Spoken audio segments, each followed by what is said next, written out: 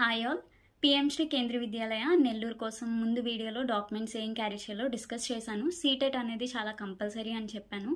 అయితే కొంతమంది సీటెట్ లేదు మేడం, ఏపీ టెట్ ఉంది, సో ఏపీ టెట్తో మేము ప్రెజెంట్ చేయొచ్చు అని. యాక్చువల్లీ నోటిఫికేషన్ సీటెట్ అనేది కంపల్సరీ అని చెప్పారు, కానీ కొన్ని స్కూల్స్ ఏపీ టెట్ ఉన్నా కూడా అలౌ చేస్తారు. సో మీరు ఏం చేస్తారంటే ఆ రోజు మార్నింగ్ 10కి ఇంటర్వ్యూ అయితే స్టార్ట్ అవుతుంది. క్యాండిడేట్స్ అందరూ 9 లోపే అక్కడ ఉండాలి.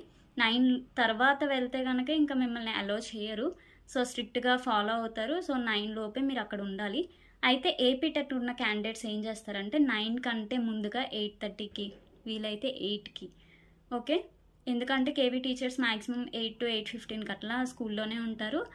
ఆ రోజు ఇంటర్వ్యూ కాబట్టి వాళ్ళు ఖచ్చితంగా అరేంజ్మెంట్స్ కోసం త్వరగానే వస్తారు. సో 8:30, వీలైతే 8:15 అయినా మీరు అక్కడికి వెళ్ళి అక్కడ టీచర్స్తో కనుక్కోండి. మేడం ఇట్లా నాకు సీటెట్ లేదు, ఏపీ టెట్ ఉంది, సో నన్ను అలౌ చేస్తారా, నేను ప్రెజెంట్ చేయొచ్చా, ఇంటర్వ్యూకి అటెండ్ అవ్వచ్చా అని అడగండి.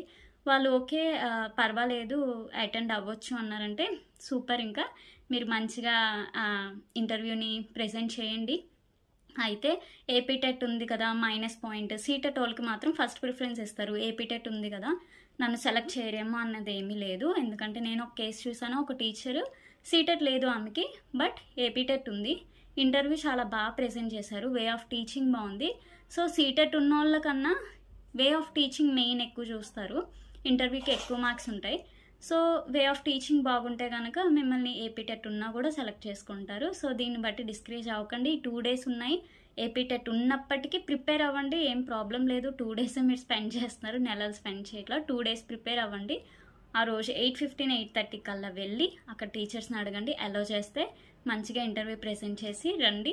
So maximum me way of teaching బాగుంటే కనుక ఖచ్చితంగా మిమ్మల్ని సెలెక్ట్ చేస్తారు. సో ఇదే ఏపీ టెట్కి సంబంధించిన డౌట్ కోసం. Thank you.